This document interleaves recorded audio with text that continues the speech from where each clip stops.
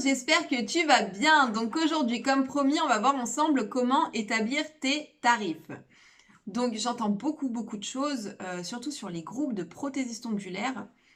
Il y a des choses qui sont vraies, d'autres qui sont fausses et d'autres à utiliser avec parcimonie. Donc on va voir ça ensemble tout de suite. Donc déjà la première chose à faire, c'est de savoir à qui tu t'adresses. Quel type de cliente souhaites-tu?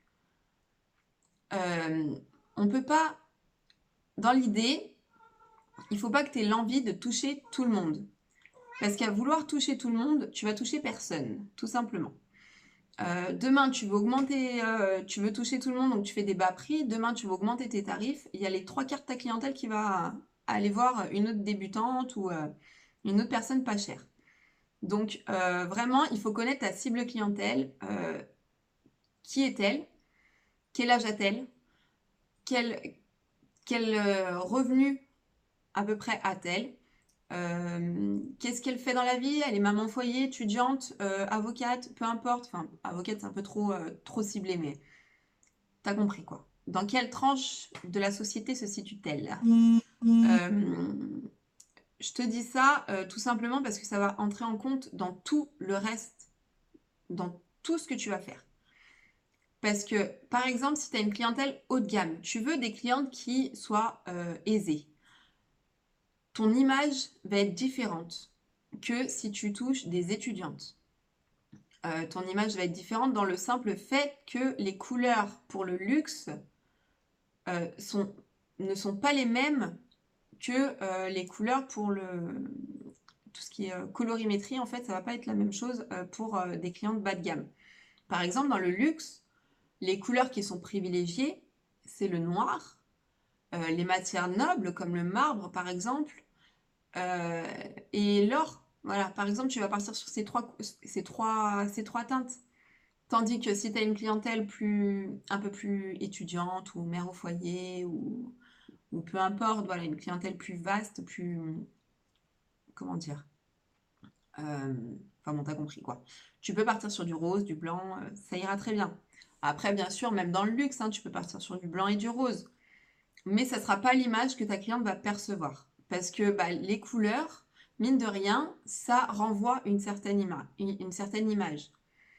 Bref, passons à la deuxième chose à voir. Combien te revient une pause? Donc pour ça, il faut que tu calcules combien de pauses tu fais avec un pot.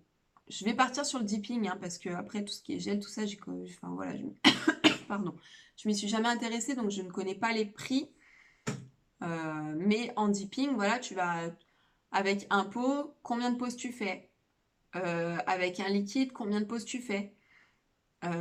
Après, lime et bloc, compte une lime, un bloc par cliente, puisque c'est important d'avoir une lime, un bloc individuel vraiment pour chacune de tes clientes. Petite parenthèse, je te conseille d'avoir une enveloppe avec la fiche de ta cliente, ainsi qu'une lime, un bloc, tout le matériel à usage unique. Déjà d'une, ça va rassurer ta cliente, et de deux, ça fait quand même vachement plus pro. Bref, donc voilà, il faut que tu calcules tes charges, tes cotisations. Si tu fais du déplacement, par exemple, si tu as un local ou pas, l'électricité, les assurances, tout ça, il faut que tu prennes tout en compte pour que tu saches combien te revient une pause. Combien te revient une pause, tout simplement. À savoir que pour être rentable, pour avoir un SMIC, en général, quand on est à son compte, il faut faire 200 € par jour sur 5 jours. Donc, à toi de faire le calcul. Après, rien n'est fixé, je t'expliquerai après pourquoi. Ensuite, il faut que tu te poses la question, est-ce que tu veux faire un peu de tout ou est-ce que tu veux te spécialiser?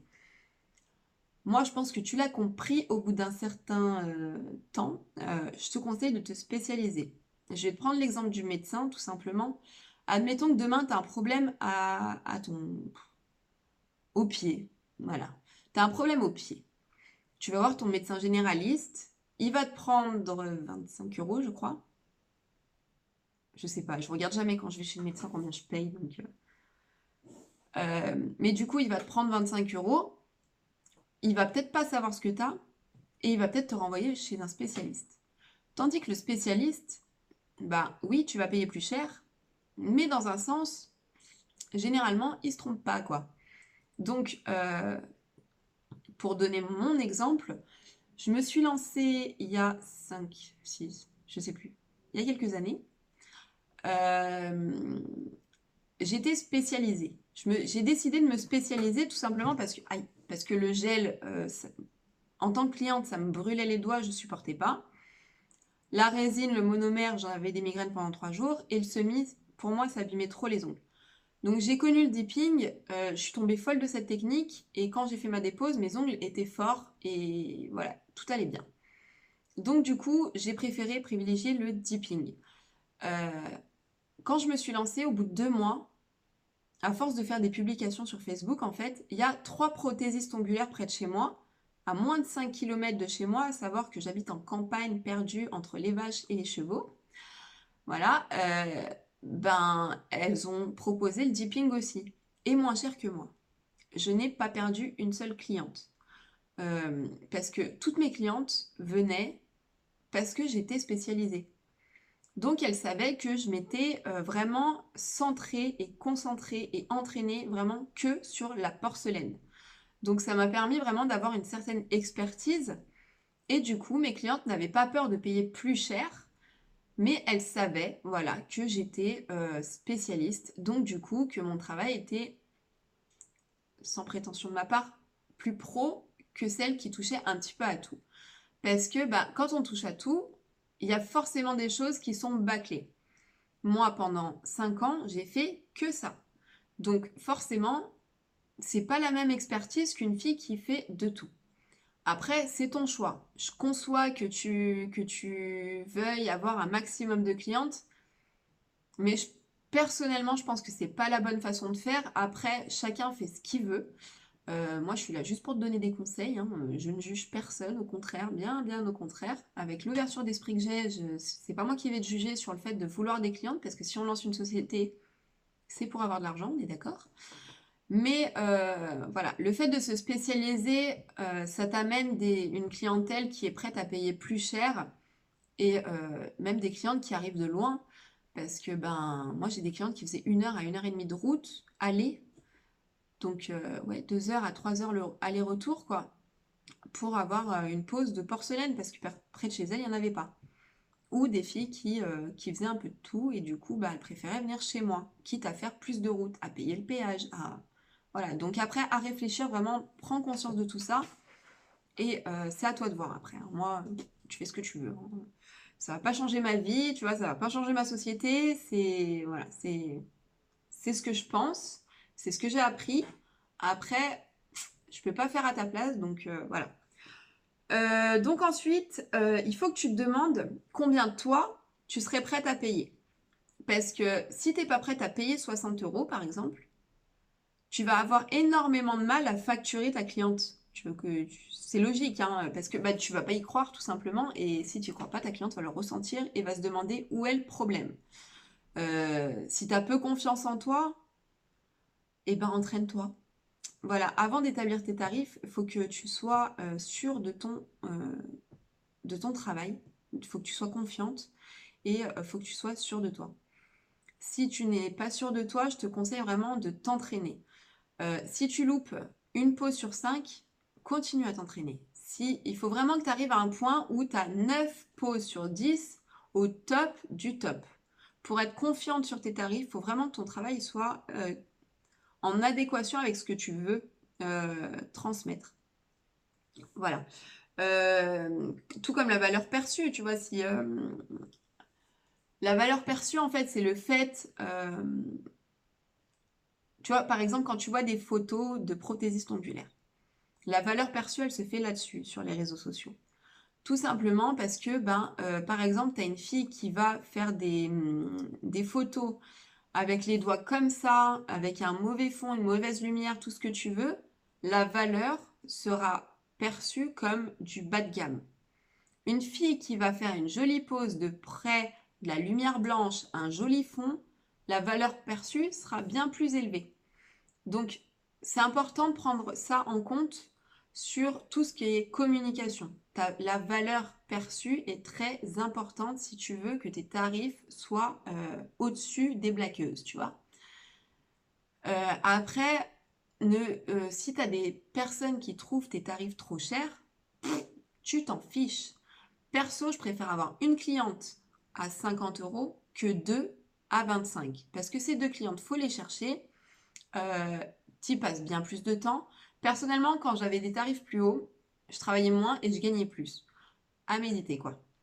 Après, il y a un truc aussi qui fait que les clientes si tu as des tarifs très bas, tu vas attirer une certaine clientèle qui cherche du bas prix. Pas du bas de gamme forcément, mais du bas prix.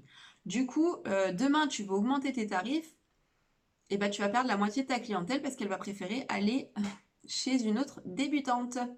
Et c'est dommage parce que bah, tu aurais eu des tarifs, des bons tarifs au bon prix, et ben bah, tu perdrais pas tes clientes. Parce que changer tes tarifs en cours de route, c'est pas une bonne idée. Voilà, c'est comme ça. Vaut mieux établir tes tarifs, quitte à les faire plus haut et à galérer un peu au début, que de faire du bas prix et après augmenter. Dans le cas où tu n'es pas confiante, comme je te l'ai dit, de ton travail, modèle et encore modèle. Pour trouver des modèles, soit tu fais des pauses très pas chères, très pas chères. Tu fais des pauses voilà, dans les 10, 15 €. Va pas facturer un modèle 30 €. Tu comprends qu'il y a des blagueuses qui font des pauses à 20 €. Donc, il faut que tu sois en dessous de ça pour attirer des modèles. Donc, mais il faut que tu rentres quand même dans tes frais au niveau du matériel. Le temps, de toute façon, malheureusement, tu vas perdre de l'argent au niveau du temps, c'est certain. Mais au moins, tu seras confiante quand tu établiras des tarifs qui seront en adéquation avec ta société. Donc, si tu cherches des modèles, soit tu fais un bas prix, soit tu fais un prix libre. Dans le cas du prix libre, en fait, tu fais simplement une publication avec une photo, jolie photo, valeur perçue, n'oublie pas. Et voilà, tu expliques que tu cherches un modèle et que la personne en face de toi peut te donner ce qu'elle veut. Voilà. Je pense que, enfin, pour ma part, ça a plus marché. Les clientes me donnaient bien plus d'argent quand je faisais ça que quand je faisais un bas prix à 10 €. Alors certes, j'avais beaucoup de demandes quand je cherchais des modèles à 10 €, mais du coup, ça me déprimait parce que j'avais l'impression de perdre mon temps. Ce qui est normal, mais voilà, c'est comme ça, hein, qu'est-ce que tu veux, c'est la vie. Bref, donc à toi de voir ce que tu souhaites faire, mais en aucun cas ne justifie pas tes tarifs si on trouve que c'est trop cher. Ce que tu peux faire à la limite, parce que si quelqu'un te dit que c'est trop cher, c'est qu'il est quand même intéressé, enfin qu'elle est quand même intéressée. Enfin bon, après tout, tu peux faire des hommes aussi, hein. Mais dans ce cas-là, tu proposes une alternative. Par exemple, si la personne veut une certaine longueur, et que forcément il lui faut des capsules, ce que tu peux lui proposer, c'est bah écoutez, venez à mon domicile, je vous fais une pause de poudre clear, je vous la facture 10 €, et donc tu fais juste une pause clear, tu vois, tu te prends pas la tête, c'est juste pour que ses ongles poussent tout seuls. Et dans ce cas-là, dans 3 semaines, vous revenez et au moins on aura votre longueur, vous payerez moins cher. Si elle t'envoie une photo avec 3 ongles en nail art, ou un nail art trop travaillé, et bien à ce moment-là, tu lui proposes une alternative. Soit on fait sur un ongle, soit on change de nail art. C'est aussi simple que ça, mais ne justifie pas tes tarifs. Ne va pas lui dire oui, mais attendez, je paye mon pot 50 €, je paye des charges. Elle s'en fout de toute façon. Tu auras beau lui expliquer tout ce que tu veux, elle, tout ce qu'elle constate, c'est que tu es plus cher que d'autres. C'est pour ça que je te dis enfin, il y a un truc qui m'énerve en ce moment, c'est le fait de dire aux filles, pour établir tes tarifs, va voir les concurrentes. Non, bah non, parce que tu sais pas ce qu'elle utilise comme produit, tu sais pas, tu sais rien, tu sais pas si elle est déclarée, tu sais rien du tout. Donc non, ne te fie pas à ta concurrence, fie-toi à ta cliente. Ta cible clientèle, c'est ta base. Donc voilà. Ensuite, pour tout ce qui est formation, j'ai vu certaines filles dire oui, mais j'ai fait 10 formations, c'est normal que mon tarif soit plus haut. Ouais. Alors, en quoi c'est le problème de ta cliente que tu aies fait 10 formations, tu vois? Surtout si tu as fait 10 formations, une en semi, une en gel, une en porcelaine. En soi, c'est pas son problème, tu comprends?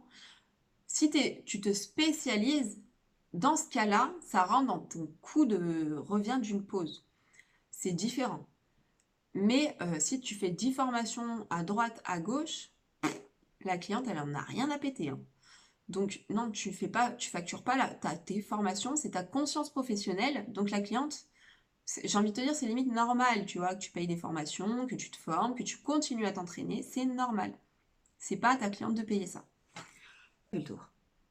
Voilà, donc du coup, j'espère que tu y verras un peu plus clair. Après, comme je te l'ai expliqué, j'ai pas la science infuse. Moi, c'est ce que je conseille de faire parce que c'est ce que j'ai vu en vente et en marketing. Donc, je pense que c'est une bonne façon de faire. Après, à toi de voir. C'est vraiment ta société, c'est toi. C'est voilà ce que tu veux représenter, ce que tu veux montrer, ce que tu veux transmettre. L'important, c'est vraiment que ton entreprise soit en adéquation avec tes valeurs, avec ce que tu veux faire. Euh, Si tu as besoin de plus d'argent, ben propose d'autres choses. Propose de la vente. Je te déconseille de faire 35 prestations de services parce que bah, du coup ton plafond va vite être atteint. Mais par contre, tu peux faire de la vente, par exemple. Tu peux vendre des parfums, tu sais, les petits parfums de sac, là, par exemple. Tu peux vendre des bijoux, tu peux vendre des chapeaux, peux vendre des foulards, tu peux vendre du maquillage, tu peux faire du MLM, tu peux faire plein de choses. Euh, Moi, perso, avant d'arrêter, j'avais développé le concept d'hypnose. Ça peut être une solution aussi. Et si tu as plusieurs passions, n'hésite pas à les mettre au service de ton entreprise. C'est pas parce que tu fais de l'onglerie que tu dois rester figé, tu comprends? Tu peux faire plusieurs choses. Si tu es créative et que tu aimes faire des tableaux, par exemple, bah pourquoi pas les exposer et mettre un prix dessus. Que les clientes. T'imagines quand même, une cliente, elle te parle, mais en même temps, elle regarde à droite à gauche. Donc si tu es chez toi, bah expose tes. Non, non, Orion, me fais pas tomber mon téléphone. Bonjour, trou du cul d'Orion. Pardon, c'était pas bien de dire ça. Mais encore ça va, hein. Tout à l'heure il était couché là quand j'ai voulu filmer la première fois. Oui, parce que je dois être à la 5e prise, tu comprends. Donc forcément, au bout d'un moment, ça pique un peu. Voilà, donc n'hésite pas, voilà, si t'aimes créer, faire des bijoux, faire des cadres photos. J'ai une fille sur la page qui fait des savons, par exemple. Bah, rien ne l'empêche d'exposer quelques savons à côté, tu vois.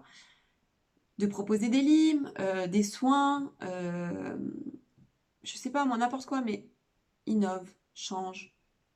Et un concept. Parce que ben toi, peut-être que ta concurrente à côté, le village à côté, tu comprends qu'elle va pas faire la même chose que toi. C'est pas toi. Euh, Souvent les clientes, elles viennent aussi pour toi. Enfin, pour être honnête, moi, les trois quarts de mes clientes venaient pour moi. Elles venaient pas pour la porcelaine. Enfin, je dis les trois quarts, mais la moitié plutôt. Elles venaient parce que, en fait, quand j'ai lancé mon entreprise, si tu veux, je suis quelqu'un de très ouvert d'esprit et de très humain. Donc du coup, c'est des valeurs qui me tiennent à cœur et mes clientes le savaient puisque en fait, à chaque cliente qui venait chez moi, j'avais pour mission propre à moi-même, hein, je leur disais pas, mais c'est que quand elles repartent de chez moi, elles aient des solutions à leurs problèmes. Puisque bon, étant prothésiste ongulaire, on est un peu psychologue aussi, on fait beaucoup de social. Donc du coup, c'était une mission pour moi, vraiment de leur trouver des solutions à mettre en pratique directement après ma prestation. Dès qu'elles rentraient chez elles, je voulais voilà, qu'elles se sentent plus sereines en partant de chez moi et qu'elles aient des solutions tout de suite. Ça fait partie du fait que mes clientes étaient fidèles. Comme le fait comme mon livre, de donner 1 € par pause à une association. Peu importe la société que je vais ouvrir, puisque je vais être honnête avec toi, je ne compte pas ouvrir que ça en société, ça sera toujours le cas. Je donnerai toujours 1 € de je ne sais quoi pour... Ouais, il y a mon café là, tu vas mettre du... Non mais... Allez, pousse-toi. Tu vas me bouger ma caméra, déjà que tu l'as fait tout à l'heure. Ah oui, parce que tout à l'heure j'ai filmé quand même, mais j'ai filmé jusque là parce que mon chat est passé devant et m'a baissé ma caméra. Bref. Donc du coup, voilà, il faut vraiment que tu aies conscience qu'il faut apporter une valeur à ta cliente et ça lui posera aucun problème de te payer plus cher. J'ai des clientes, malgré les prix plus hauts que mes concurrentes d'à côté, elle me donnait des fois 10 € de pourboire. Parce qu'elle savait, voilà, que je leur apportais plus qu'une pose d'ongles. Donc certes, elles étaient ravies de leurs ongles, mais en plus, elles se sentaient tellement mieux que bah, du coup, elles me donnaient plus. Après, cet argent, je le prenais pas pour moi. Je le prenais. Dans le cas où je le prenais pour moi, c'est parce qu'elle me disait pour vos fils. Voilà, moi, c'est le seul moyen de me toucher que je demande de l'argent ou que je garde de l'argent. C'est dans ce cas-là, c'était qu'elle me dise, parce qu'il y a des clientes qui voulaient venir exprès quand il y avait mes fils, enfin mon plus grand à l'époque, et mon plus petit après aussi d'ailleurs. Parce que voilà, elle les aimait trop. Mais enfin voilà, quand c'était Noël et les fêtes, je vous dis pas. C'était check lala, c'était wouhou à la maison. Ils avaient toujours un cadeau de mes clientes, enfin c'était dingue. Mais voilà, tout l'argent, généralement, les pourboires que je touchais, je les mettais également dans la boîte pour l'association. Ce qui fait qu'à la fin de l'année, voilà, je faisais un chèque, tout comme je vais le faire cette année avec les livres. Et, euh, et voilà. Après, il faut savoir aussi, j'ai pas fait ça pour ça, mais tout ce qui est don aux associations, tu peux déduire 50% sur tes impôts. Donc voilà, c'est un argument qui peut être marketing, hein, le fait de donner à des associations. Moi, quand j'ai commencé, je le savais pas. Du coup, je l'ai su après. Donc, bah, ma deuxième déclaration, je l'ai bien notée. La première, manque de bol, vu que je le savais pas, bah tant pis. Mais voilà, à savoir, c'est toujours bon à savoir. Et puis, ça fait toujours du bien de donner aux autres. Tu vois, c'est un peu comme dans notre milieu. Enfin, moi, je me souviens d'une fois, c'était au début de la Crigelle, ça m'intéressait parce que je trouvais la technique avec les pop-it là super sympa. Après, je suis pas fan de gel, mais j'avais demandé des renseignements à une fille que je connaissais par une amie à moi. Et la seule réponse qu'elle a su me donner, sachant qu'elle avait dénigré le dipping juste avant, c'est t'as qu'à aller te former. Donc oui, oui, sans doute, sans aucun doute, hein, je le sais. Mais à la base, je demandais juste des renseignements. Donc on est vraiment dans un milieu où on est égoïste, imbu de soi-même, et c'est compliqué. Franchement, quand on débute, c'est vraiment compliqué. Les commentaires méchants sur les groupes, j'en vois tous les jours, et je suis tous les jours choquée. Parce que quand tu fais les choses avec bienveillance, dans le don de toi, de ton temps, eh ben, tu récolteras toujours. Tu récolteras toujours parce que ben, c'est comme ça que marche. Tu connais le karma, ben voilà, on y est dedans. En attendant, tu vois, pour donner l'exemple de cette personne, donc je sais pas si je sais même pas si elle est sur ma page pour te dire, mais j'ai commencé le dipping, enfin au bout d'un an, elle l'a su, je sais même plus comment, on en parlait et elle m'a dit en gros que c'était de la merde, quoi. Enfin pas que c'était de la merde, mais que c'était pas être prothésiste ongulaire. Ok, j'ai pris sur moi. Je prends beaucoup sur moi.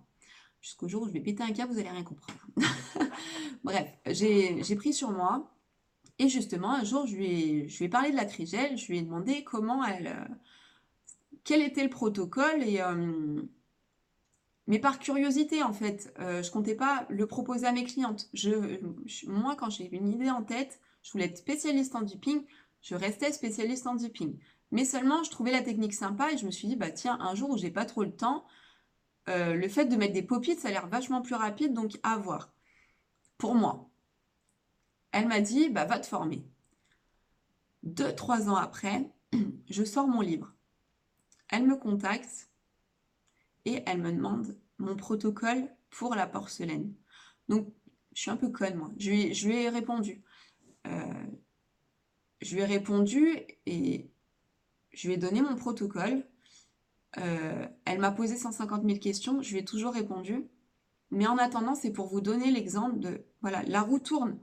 Vous savez pas, demain, il y a une débutante, vous savez pas ce qu'elle sera dans 2, 5 ans, 10 ans.